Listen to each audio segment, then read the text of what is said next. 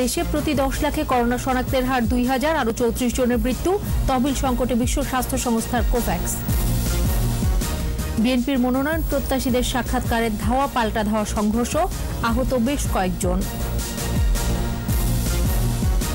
Gas leakage থেকে মসজিদে বিস্ফোরণ, ধারণা সিআইডির, দগ্ধ 5 জনের অবস্থা এখনও সংকটাপন্ন। কাউন্টারে ট্রেনের আগাম টিকিট বিক্রি শুরু, ভোগান্তির অভিযোগ যাত্রীদের।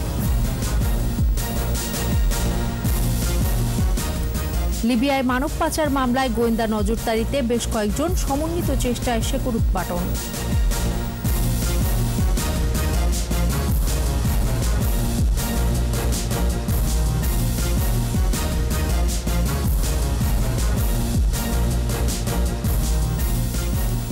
শুনছিলেন ফার্স্ট সিকিউরিটি ইসলামী ব্যাংক লিমিটেড সংবাদ শিরোনাম। আমন্ত্রণ জানাচ্ছি রাত 11টার 21 সংবাদে। সাথে আছি আমি সোনিয়া স্নিগ্ধা। দর্শক, 21 টেলিভিশনের সংবাদ একই সাথে সরাসরি দেখতে পাবেন আমাদের ফেসবুক পেজ www.facebook.com/2124 অনলাইনে। মাঝখানে ভ্যানিলা ক্রিম আর দুই পাশে বিস্কুট, ইয়াম্মি মজা। ক্রিমও খাও নিজের স্টাইলে। এছাড়াও সংবাদে আরও থাকছে, আগ্রাসী বিদেশি উদ্ভিদ ও প্রাণীর কারণে দেশীয় প্রজাতি বিলুপ্তির আশঙ্কা, তালিকা তৈরির তাগিদ।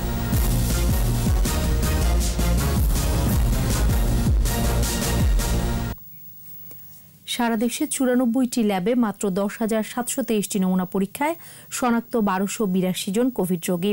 আরও 34 জনের মৃত্যু হয়, মৃতের সংখ্যা দাঁড়ালো 4,702 জনে। স্বাস্থ্য অধিদপ্তর বলছে প্রতি 10 লাখে শনাক্তের হার 1973.17% এবং মৃত্যু হার 27.61।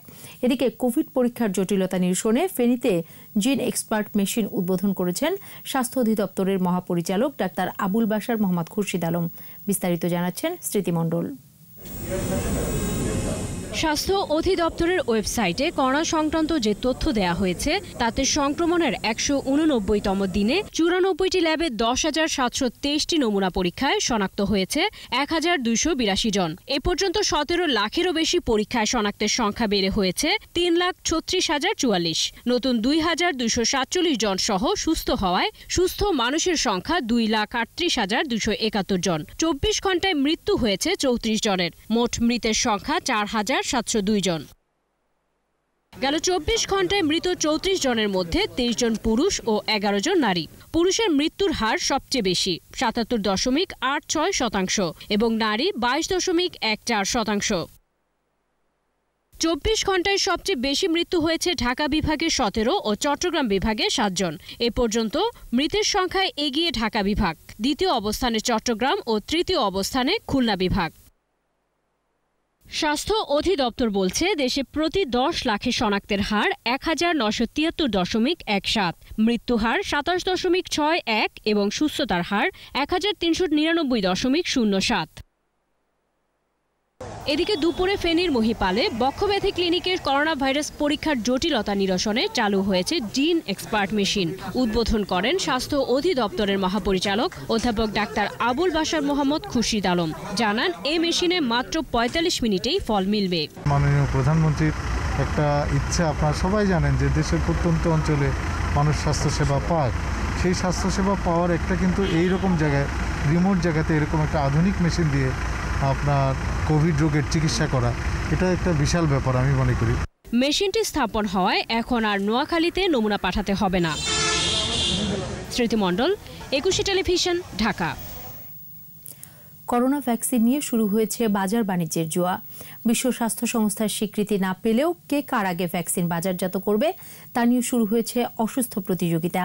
এদিকে যুক্তরাষ্ট্র, যুক্তরাজ্য, ইউভুক্ত সহ উন্নত দেশগুলো ভ্যাকসিন ক্রয়ের আগে নিশ্চিত করতে পারলেও তহবিল সংকটে পড়েছে বিশ্ব স্বাস্থ্য সংস্থার উদ্যোগ কোভ্যাক্স।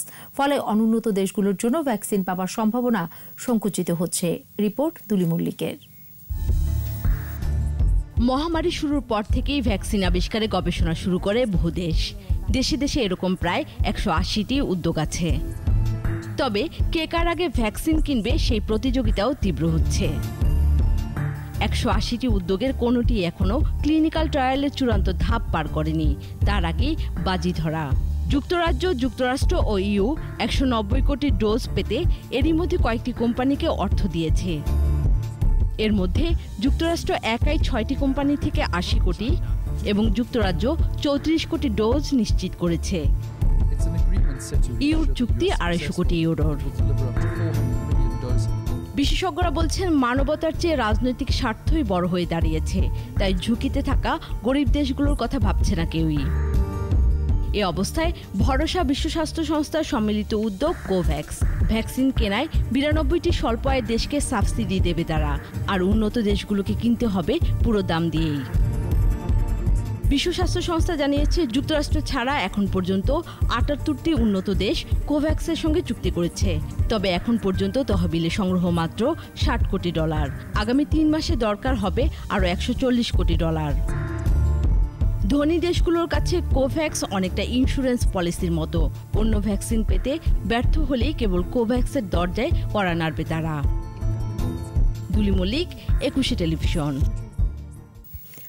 ধাওয়া পাল্টা ধাওয়া ও সংঘর্ষের মধ্য দিয়ে শেষ হয়েছে বিএনপির মনোনয়ন প্রত্যাশীদের সাক্ষাৎকার পর্ব। দলটির গুলশান কার্যালয়ের সামনে ঢাকা 18 আসনের প্রার্থী জাহাঙ্গীর হোসেন ও কফিল উদ্দিনের সমর্থকেরা সংঘর্ষে জড়িয়ে পড়ে। এ সময় আহত হন বেশ কয়েকজন কর্মী। জসিম জুয়েলের রিপোর্ট।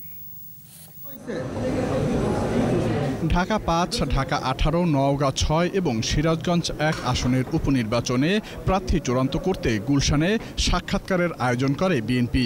এতে অংশ নেয় 4 আসনের মোট 28 মনোনয়ন প্রত্যাশী। দুপুরের পর থেকেই গুলশান কার্যালয়ের সামনে সমর্থকদের নিয়ে আসতে থাকেন মনোনয়ন প্রত্যাশীরা। হঠাৎ বিকেল 5টার দিকে পরিস্থিতি উত্তপ্ত হয়ে ওঠে। দু গ্রুপের মধ্যে শুরু হয় সংঘর্ষ। ঢাকা 18 আসনের প্রার্থীতা নিয়ে এই সংঘর্ষ চলে ঘণ্টাখানেক। আহত হয় বেশ কয়েকজন।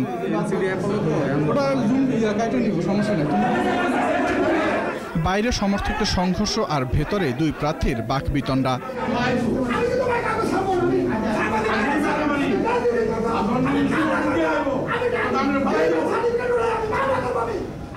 সাক্ষাৎ দিতে আসা সকলেই মনোনয়ন পাবেন বলে আশাবাদী। যদি আমাকে নমিনেশন দেয়, ইনশাল্লাহ আমার নেতাকর্মীদেরকে নিয়ে আমার শতভাগ জয়যুক্ত করার ইনশাল্লাহ আছে। একটা উপনির্বাচনের জন্য তো সরকার ক্ষমতা হারানোর ভয় নাই। এই জন্য সরকারকে বলবো যে আপনারা এই উপনির্বাচন দিয়ে প্রমাণ করুন যে একটা সুস্থ লেভেল প্লেইং ফিল্ড নির্বাচন দিয়েছেন। মনোনয়ন পেলে জনগণের উন্নয়নে কাজ করবেন বলেও জানান তারা। জসিম জুয়েল, 21 টেলিভিশন, ঢাকা।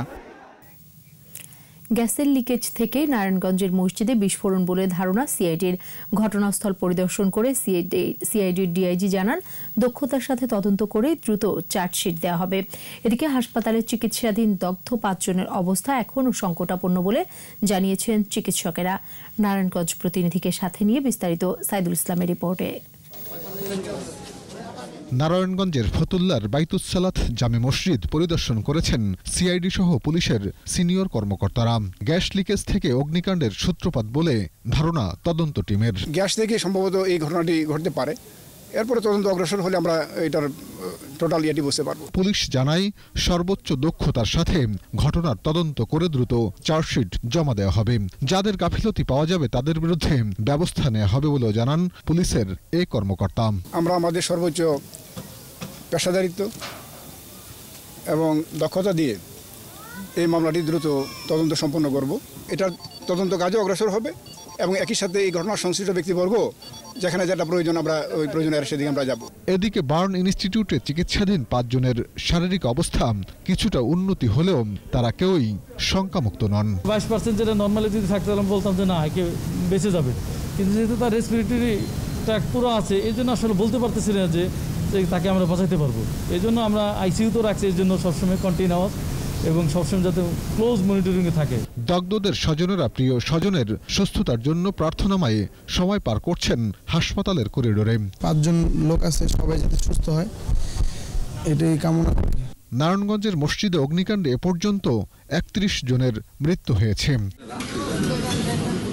সাইদুল ইসলাম, 21 টেলিভিশন, ঢাকা। প্রায় 5 মাস পর স্টেশন কাউন্টার থেকে রেলের আগাম টিকিট বিক্রি শুরু হয়েছে। শনিবার দেয়া হয়েছে 21 সেপ্টেম্বরের টিকিট। অনেকেই এর আগে টিকিট কিনতে এসে না পেয়ে হতাশ হয়েছেন। স্টেশন ম্যানেজার জানান, যেহেতু অনলাইনে 10 দিন আগের টিকিট দেওয়ার থাকে এবং শতভাগই বিক্রি হয়ে গেছে, সে কারণে 10 দিনের কোনো টিকিট কাউন্টারে মিলবে না। মিনালা দিবার রিপোর্ট। আবারও পুরোদমে চলছে রেল। করোনা সংক্রমণ শুরুর পর কয়েক মাস পুরোপুরি বন্ধ ছিল, পরে সীমিত পরিসরে স্বাস্থ্যবিধি মেনে আবার চালু হয়। এবার সব রুটে চলবে ট্রেন। গত 26 মার্চ থেকে রেল স্টেশনের কাউন্টারে আগাম টিকিট বিক্রি বন্ধ রাখা হয়। শনিবার সকাল থেকে আবারও আগাম টিকিট বিক্রি শুরু হয়। সংক্রমণ রোধে আসন সংখ্যার 50% টিকিট বিক্রি করা হচ্ছে। এর মধ্যে 25% স্টেশনের কাউন্টারে বিক্রি করা হচ্ছে, বাকি 25% পাওয়া যাবে অনলাইনে। প্রথম দিনে 21 সেপ্টেম্বরের টিকিট দেয়া হচ্ছে, তবে এর আগের তারিখে টিকিট নিতে এসে না পেয়ে ভোগান্তিতে পড়েন যাত্রীরা। সবাই তো নেট ইউজ করে না, বলছে অনলাইনে কাটতে হবে। কেন? আমরা তো জানি না, এটা তো প্রচারও হয় নাই। এটা কোন ধরনের যাত্রীদের ভোগান্তি বাড়ছে? মানে আমি এখন অসুস্থ মানুষ, আমি এখন বাসায় যাব কিভাবে? আমরা জানি যে সাধারণ মানুষ স্টেশনে গেলে টিকিট পাবো কাউন্টারে, এখানে আসার পরে টিকিট নেই। আমরার মতো যারা যাত্রী আছে এরা যে কমলাপুর আয়া ঘুরে যাইব, এটা তো মনে করেন ঠিক না।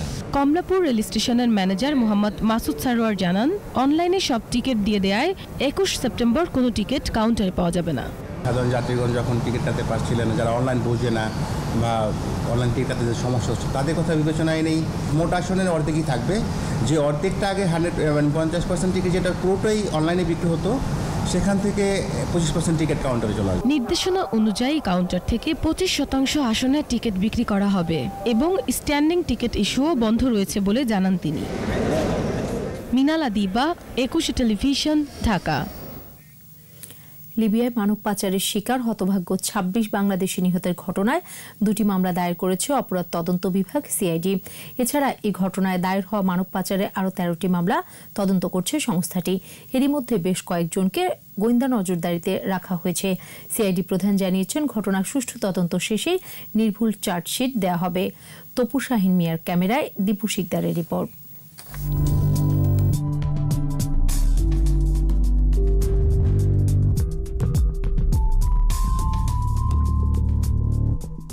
গত 28 মে লিবিয়ার রাজধানী ত্রিপোলি থেকে 180 কিলোমিটার দক্ষিণে মিজদা অঞ্চলে 26 বাংলাদেশিকে গুলি করে হত্যা করা হয়।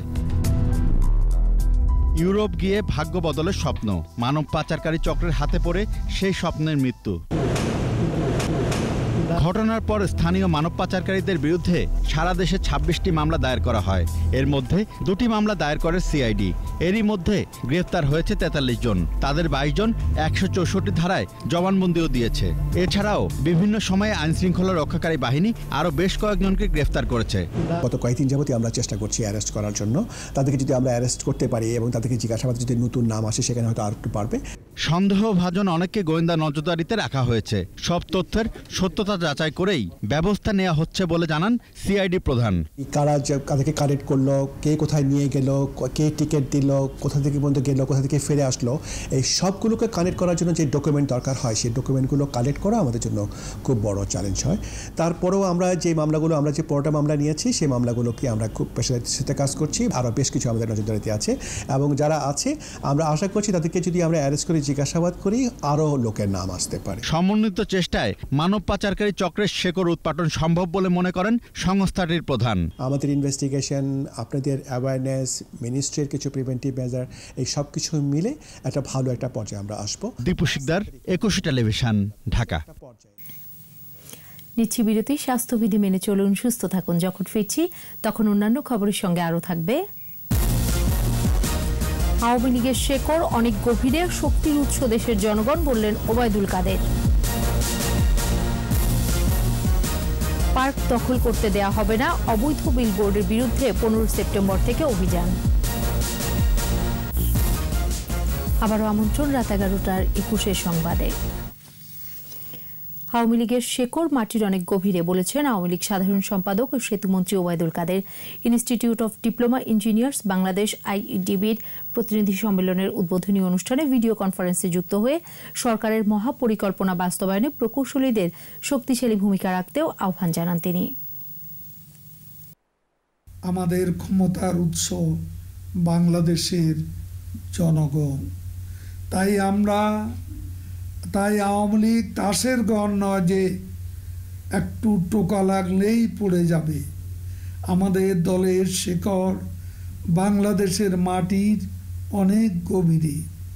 মাটি ও মানুষের দল হিসাবে জনমানুষের বুকের গভীরে আওয়ামী লীগ এবং শেখ হাসিনা ঠাঁই করে নিয়েছেন একজন সৎ পরিশ্রমী নেত্রী হিসাবে।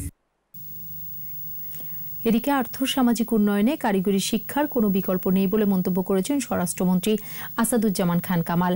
Institute of Diploma Engineers Bangladesh IDEB প্রতিনিধি সম্মেলনে ভিডিও কনফারেন্সে যুক্ত হয়ে তিনি বলেন, কারিগরি শিক্ষার উন্নয়নে সব ধরনের পদক্ষেপ হাতে নিয়েছে সরকার। এ সময় 2021 সালের মধ্যম আয়ের দেশ এবং 2041 সালে উন্নত রাষ্ট্র প্রতিষ্ঠায় প্রধানমন্ত্রী শেখ হাসিনার হাতকে আরও শক্তিশালী করতে সবাইকে ঐক্যবদ্ধ হয়ে কাজ করার আহ্বান জানান স্বরাষ্ট্রমন্ত্রী।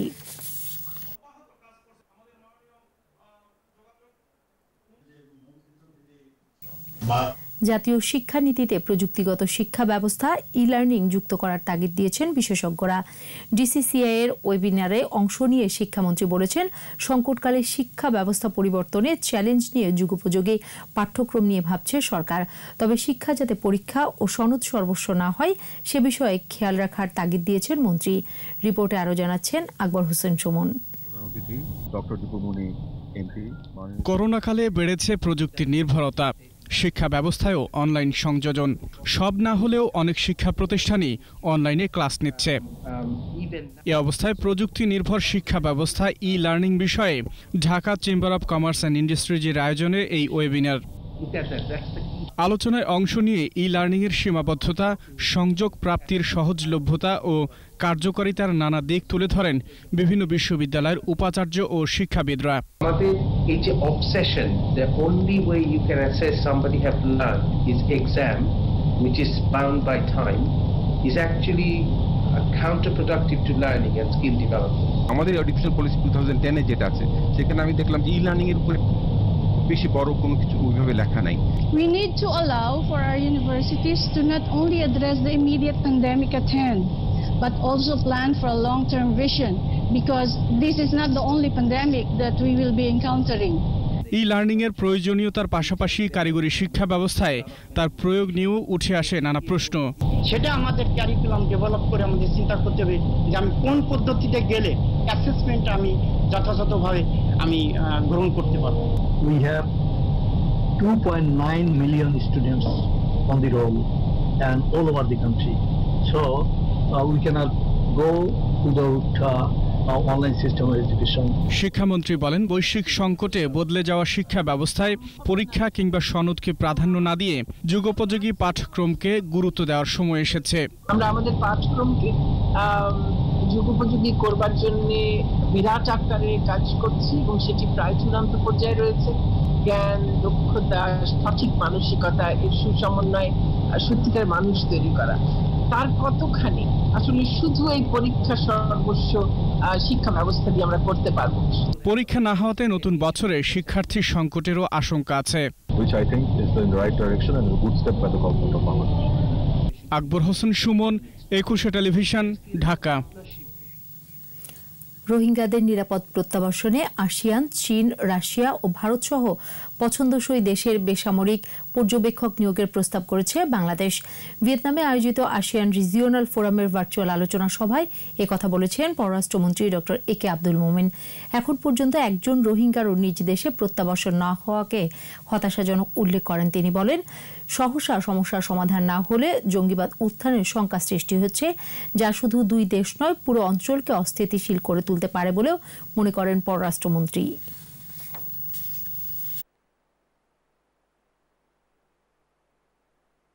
Our fear is that if this problem is not solved quickly, it may lead to pockets of radicalism and terrorism. And since terrorists have no borders, no faith, we suggested Myanmar many options, and one of them is to engage non-military civilian observers from their friendly country like ASEAN, China, Russia, India, or other friends of Myanmar of their choice. City কর্পোরেশনের park কাউকে দখল করে রাখতে দেওয়া হবে না বলে জানিয়েছেন ঢাকা উত্তর সিটির মেয়র আতিকুল ইসলাম। গুলশান 2 নম্বরের বিচারপতি শাহাবুদ্দিন আহমেদ পার্কের উদ্বোধনী অনুষ্ঠানে মেয়র বলেন, 1 অক্টোবর থেকে ইলেকট্রিক খুঁটি থেকে অনুমোদিত তার অপসারণ করা হবে। এছাড়া অনুমতি ছাড়া আর ট্যাক্স না দিয়ে কোথাও কোনো সাইনবোর্ড ঝুলতে দেওয়া হবে না। 15 সেপ্টেম্বর থেকে অবৈধ বিলবোর্ড উচ্ছেদ করা হবে বলেও জানান মেয়র। রিপোর্টে আরও জানাচ্ছেন মোহাম্মদ নুরুন নবী।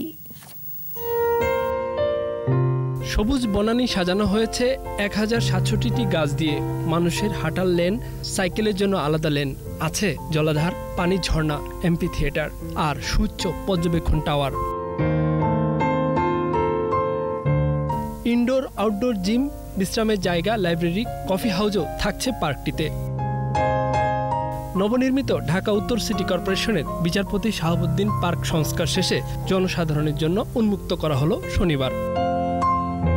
পার্ক সংস্কারের সাথে যুক্তরা বলছেন, বাণিজ্যিক নয়, সবার সমন্বয়ে পার্কের রক্ষণাবেক্ষণ করতে হবে। পুরো কাজটার সময় আমরা চেষ্টা করেছি প্রতিটা গাছকে সমর্যাদায় আসীন রেখে স্থাপত্যের অনুপ্রবেশ ঘটাতে। সুস্বাস্থ্য গড়ে তুলতে, সমাজকে অনুপ্রাণিত করতে এই উদ্যোগকে স্বাগত জানালেন আগত অতিথিরা। এরকম একটা স্পেস থাকলে আই থিংক কমিউনিটি ডেভেলপ করে, কমিউনিটি ফিলিংটা ডেভেলপ করে। They left these wonderful green lungs of Dhaka for us to preserve, which they've done so very well. উত্তর সিটির মেয়র জানান, কোনো ব্যক্তি বা প্রতিষ্ঠানের স্বার্থে শহরকে নষ্ট করতে দেওয়া হবে না। দখল হওয়া আরও 27টি পার্ক উদ্ধার করার প্রতিশ্রুতি দেন তিনি। এই পার্কের ডিজাইন যখন হয়েছে, এই পার্কে যখন অর্থ বরাদ্দ দিয়েছি, এই পার্ক কিন্তু হবেই হবে, এর কোনো বিকল্প নেই।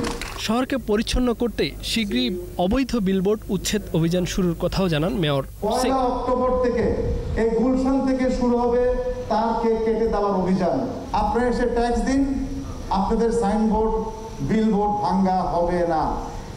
15 তারিখ থেকে আমি কোনো কিছু দেখব না, সাইনবোর্ড কিন্তু ভেঙে যাবে যদি পারমিশন না নিয়ে ওই সাইনবোর্ড যদি ঝুলে এই ঢাকা সিটিতে।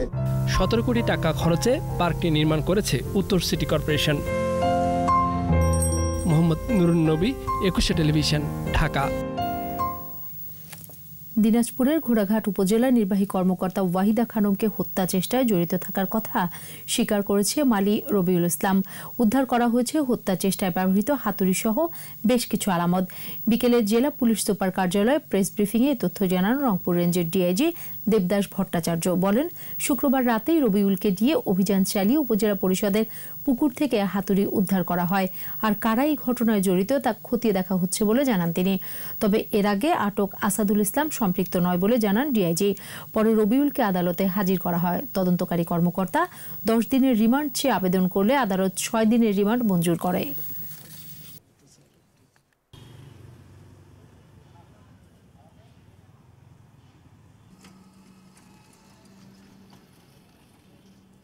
ওর নাম হচ্ছে রবিউল, তার বাড়ি হচ্ছে বিরলে।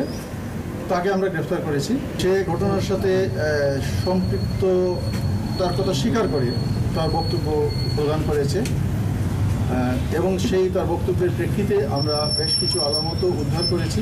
তো ব্যবহৃত অস্ত্র তো হাতুড়ি আমরা যেটি পেয়েছি, সেই হাতুড়িটি আমরা উদ্ধার করেছি। রাজধানীর national institute of neuro sciences হাসপাতালের হাই ডিপেন্ডেন্সি ইউনিটে পর্যবেক্ষণে থাকা ইউএনও ওয়াহিদা খানমকে কেবিনে স্থানান্তরের বিষয়ে সিদ্ধান্ত হয়নি। তবে শারীরিক অবস্থার আগের চেয়ে কিছুটা উন্নতি হয়েছে বলে জানিয়েছেন বোর্ডের প্রধান ডাক্তার মোহাম্মদ জাহেদ হোসেন। ওনাকে কেবিনে দিলে অনেক বেশি ভিজিটর ডিস্টার্ব করতে পারে। এই যে বেশি ভিজিটর যদি ডিস্টার্ব করে তাহলে সেক্ষেত্রে আবার ইনফেকশনের একটা চান্সটা বেড়ে যায়। সেই জন্য আমরা ওনাকে কেবিনে দেওয়ার ব্যাপারে একটু স্লোলি আগাইতে চাই। কিন্তু এটা একটা এক্সটেন্ডেড এইচডিও, এখানে সার্বিক মনিটরিং আছে। এইচডিওর মতো সার্বক্ষণিক নিবিড় পরিচর্যা যেরকম হয় ওই রকম কেবিন সব কিছু আছে। ওনাকে এখানে সার্বক্ষণিক দিনে 3-4 বার করে ফিজিওথেরাপি দেওয়া হচ্ছে। হাসপাতালে কখনোই সংখ্যামুক্ত কথাটা আমি ব্যক্তিগত উচ্চারণ করি না, কারণ হাসপাতালে যতক্ষণ আপনি আছেন কোনো না কোনো একটা জটিলতা তৈরি হতে পারে। সেই জন্য আমি বলতে পারি যে উনি এখন অনেকখানি ভালো আছেন। আবারও নিচ্ছি বিরতি। স্বাস্থ্যবিধি মেনে চলুন, সুস্থ থাকুন। যখন ফিরছি তখন অন্যান্য খবরের সঙ্গে আরও থাকবে চট্টগ্রামকে নান্দনিক শহর করতে শিগগিরই মাস্টার প্ল্যান, জলাবদ্ধতা নিরসনে গুরুত্বারোপ। বিশ্বজুড়ে করোনায় মৃত্যু 9,20,000, ভারতের সংক্রমণ হার উদ্বেগজনক। আবারও আমন্ত্রণ রাত 11টার 21 সংবাদে। চট্টগ্রামকে একটি আধুনিক ও নান্দনিক শহর হিসেবে গড়ে তুলতে শিগগিরই নতুন করে মাস্টার প্ল্যান করা হবে বলে জানিয়েছেন চট্টগ্রাম উন্নয়ন কর্তৃপক্ষ সিডিএ। গণমাধ্যম কর্মীদের সাথে মতবিনিময় সভায় এই তথ্য জানানো হয়। নাগরিক দুর্ভোগ কমাতে জলাবদ্ধতা নিরসনের কাজ আগামী বছরের মধ্যে দৃশ্যমান হবে বলেও জানান বক্তারা। বিপ্লব মজুমদারের ক্যামেরায় চট্টগ্রাম থেকে রিপোর্ট করছেন হাসান ফেরদৌস। চট্টগ্রাম মহানগরীর উন্নয়নে বিভিন্ন প্রকল্পের বর্তমান অবস্থা তুলে ধরতে মতবিনিময় সভার আয়োজন করে চট্টগ্রাম উন্নয়ন কর্তৃপক্ষ সিডিএ। সিডিএর হলরুমে আয়োজিত এই সভায় যোগ দেন গণমাধ্যমের প্রতিনিধিরা। এ সময় সিডিএর পক্ষ থেকে বিভিন্ন প্রকল্পের সর্বশেষ অবস্থা তুলে ধরা হয়। জানানো হয় সকল সংস্থার সাথে সমন্বয় করে পতেঙ্গা থেকে লালখান বাজার পর্যন্ত এলিভেটেড এক্সপ্রেসওয়ে নির্মাণের কাজ চলছে। প্রকল্প বাস্তবায়নে বিভিন্ন সংস্থার সাথে সমন্বয় করা হচ্ছে জানিয়ে বঙ্গোপসাগরের তীর ঘেঁষে গড়ে তোলা রিং রোড খুলে দেওয়া হয়েছে বলে জানান বক্তারা। রিং রোডটা চালু করে দিয়েছি এবং আদালত অ্যাক্সেস রোডও প্রায় চালু হয়ে গেছে, বাট এখনো পোর্ট কানেক্টিং রোডটা চালু হয়নি, যার ফলে আমাদেরকে সিএমপি থেকে বলা হচ্ছে যে এইদিকে কাজ করার পারমিশন দিচ্ছে না। শহরের বাইরের এলাকাগুলোতে এই ধরনের একটা সমস্যা হচ্ছে, তো এটা নিয়ে কিন্তু আমরা মন্ত্রীর সঙ্গে কথা বলছি এবং এটা আমরা আগামী মাস্টার প্ল্যান করার সময় যে মাস্টার প্ল্যান করছি সেখানে আমরা এই ব্যাপারটাকে রেখেছি এবং এটা একটা সিঙ্গেল ম্যানেজমেন্ট সিস্টেমের মধ্যে নিয়ে আসার জন্য। নানান প্রতিবন্ধকতার মধ্যেও সেনাবাহিনীর তত্ত্বাবধানে জলাবদ্ধতা প্রকল্পের কাজ এগিয়ে চলছে বলে জানান প্রকল্প পরিচালক। করোনা পরিস্থিতি বাদ দিয়েও আমরা এই পরিস্থিতির মধ্যেও অত্যন্ত স্পিডের সাথে এবং অত্যন্ত দক্ষতার সাথে আপনারা বলতে পারেন যে আমরা কাজগুলো এগিয়ে নিয়ে যাচ্ছি এবং বর্তমানে এটা ফুল সুইং এ কাজ চলছে। এদিকে চট্টগ্রামকে একটি আধুনিক এবং নান্দনিক শহর হিসেবে গড়ে তুলতে শিগগিরই নতুন করে মাস্টার প্ল্যান তৈরির কাজ শুরু হচ্ছে বলে জানান সিডিএ চেয়ারম্যান। আধুনিক শহর গড়ে তোলার জন্য আমরা যে নতুন মাস্টার প্ল্যান তৈরি করার সিদ্ধান্ত নিয়েছি সেটা কিছুদিনের এর মধ্যে শুরু হবে। মতবিনিময় সভায় অপরিকল্পিত নগরায়ন, যত্রতত্র ভবন নির্মাণ, সিডিএর অভ্যন্তরে বিভিন্ন অনিয়মের কথা তুলে ধরেন গণমাধ্যম কর্মীরা। এ সময় সিডিএর সচিব সহ ঊর্ধ্বতন কর্মকর্তারা উপস্থিত ছিলেন। হাসান ফেরদৌস, 21 টেলিভিশন, চট্টগ্রাম। মুন্সিগঞ্জের শিমুলিয়ায় ফেরিঘাট সংলগ্ন 9 একর জায়গা পদ্মায় বিলীন হয়ে গেছে। নিরাপত্তা ও ঝুঁকি এড়াতে 3 নম্বর ঘাটটি বন্ধ রাখা হয়েছে। গতরাত থেকে সকাল পর্যন্ত বড় আকারের ভাঙনের মুখে পড়ে শিমুলিয়া ঘাট। এদিকে সকালে শিমুলিয়া ঘাট থেকে 3টি ফেরি কাঁঠালবাড়ির উদ্দেশ্যে রওনা হয়। পরে নাব্য সংকটের কারণে শিমুলিয়ায় ফিরে আসে। এর আগে জুলাই মাসে 2 দফায় ভাঙনে 3 ও 4 নম্বর ফেরিঘাট ভেঙে যায়। বিআইডব্লিউটিএ জিও ব্যাগ ফেলে ভাঙন রোধ করার চেষ্টা চালাচ্ছে। এবারে সোশ্যাল ইসলামী ব্যাংক লিমিটেড বাণিজ্য সংবাদ।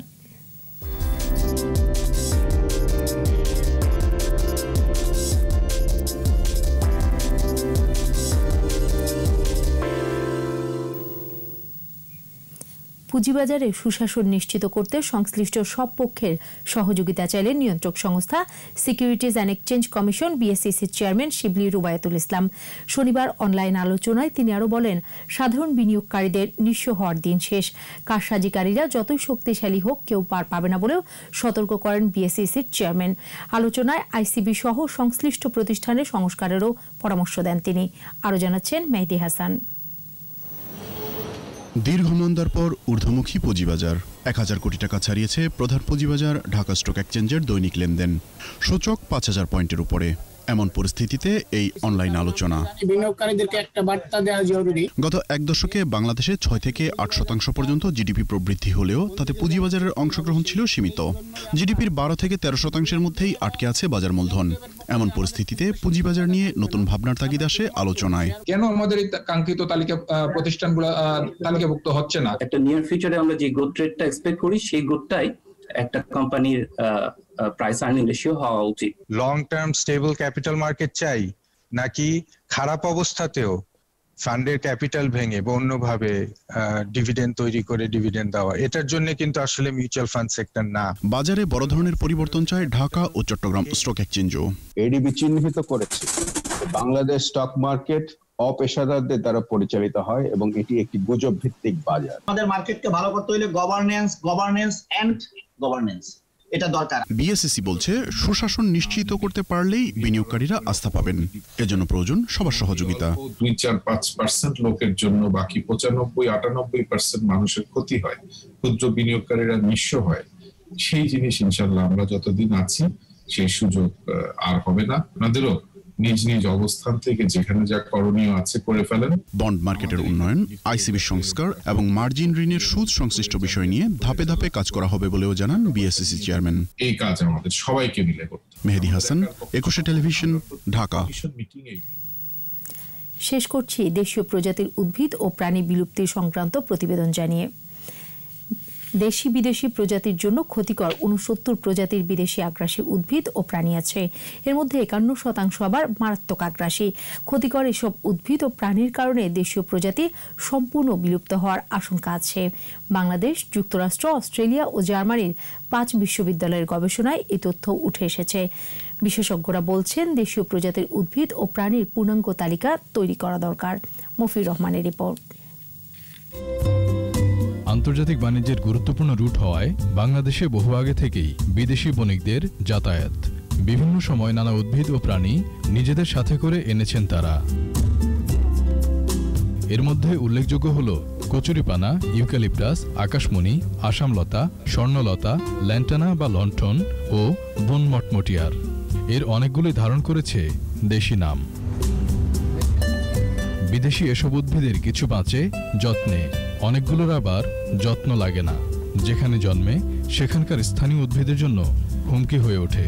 এসব তথ্যই উঠে এসেছে গবেষণায়। ইউক্যালিপটাস, অ্যাকাশিয়া এগুলো কিন্তু বিদেশি এবং এগুলো কিন্তু আমাদের দেশীয় গাছপালার জন্য ক্ষতিকর।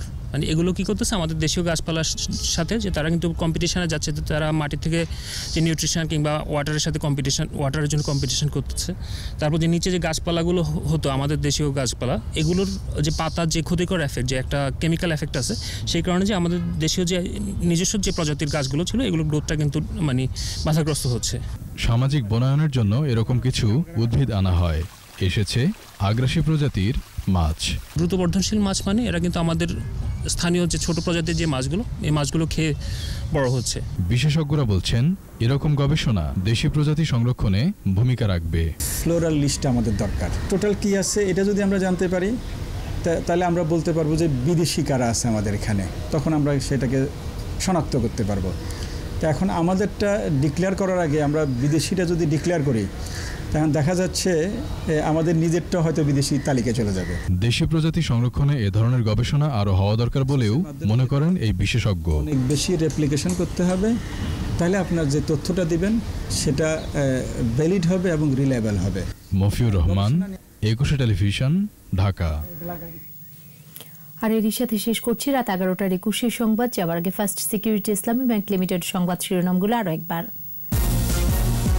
দেশে প্রতি 10 লাখে করোনা শনাক্তের হার 2000, আরও 34 জনের মৃত্যু। তহবিল সংকটে বিশ্ব স্বাস্থ্য সংস্থার কোভ্যাক্স। বিএনপির মনোনয়ন প্রত্যাশীদের সাক্ষাৎকারের ধাওয়া পাল্টা ধাওয়া, সংঘর্ষ, আহত বেশ কয়েকজন। গ্যাস লিকেজ থেকে মসজিদে বিস্ফোরণ, ধারণা সিআইডির, দগ্ধ 5 জনের অবস্থা এখনও সংকটাপন্ন।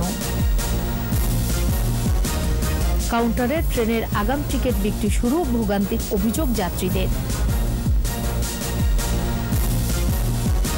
লিবিয়ায় মানব পাচার মামলায় গোয়েন্দা নজরদারিতে বেশ কয়েকজন, সমন্বিত চেষ্টায় শেকড় উৎপাদন।